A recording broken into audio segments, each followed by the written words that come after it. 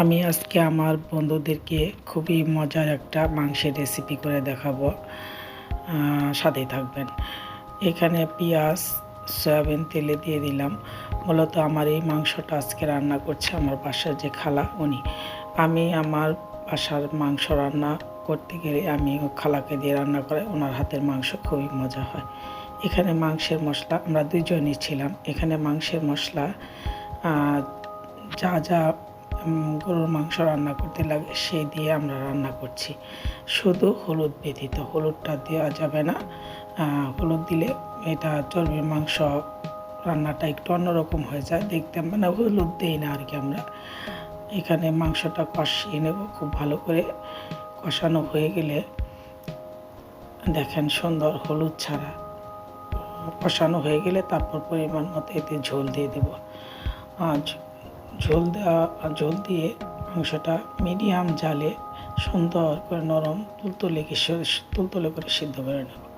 বাস এখন মিডিয়াম জালে বসিয়ে রাখবো। তারপর দেখেন মাংসটা ঠান্ডা হওয়ার পর আমি ঝোল থেকে আলাদা করে নিচ্ছি। এখানে চর্বির মাংসতে ঝোলটা দেওয়া যাবে না, ঝোল ছাড়া মাংসগুলো শুধু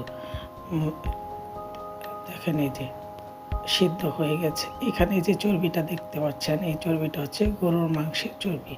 গরুর মাংস থেকে চর্বিটা যে আলাদা করে নিই, এটা মূলত আমরা কোরবানি দিয়ে করে থাকি। কোরবানি দিয়ে চর্বি বেশি থাকে, বাজারেও চর্বি পাওয়া যায়। সেই চর্বিটা অনেকে থেতো করে নিতে পারেন, অনেকে ছোট ছোট করে কেটে গরম তাওয়ায় দিলে আবার চর্বিটা বেরিয়ে যায়, এইভাবেও বের করে নিতে পারেন।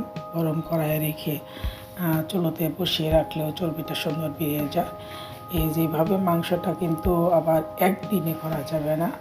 এই মাংসটা প্রায় 5-7 দিনে অল্প অল্প জাল দিয়ে মিডিয়াম জালে রেখে নামিয়ে কয়েকটা বলক দিয়ে নামিয়ে রেখে দেবো। এভাবে 2-4-5-7 দিন পরে মাংসটা আমরা ঝরঝরে গরম গরম ভাতে এই মাংসটা খেতে খুবই মজা। এটা হচ্ছে আমরা বলি চর্বির মাংস।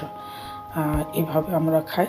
দেখেন ঠিক 5-7 দিন পরে এরকম একটা কালার আসবে, আর ভিতরে নরম উপরে মচমচে। সবাই ভালো থাকবেন। আসসালামু আলাইকুম।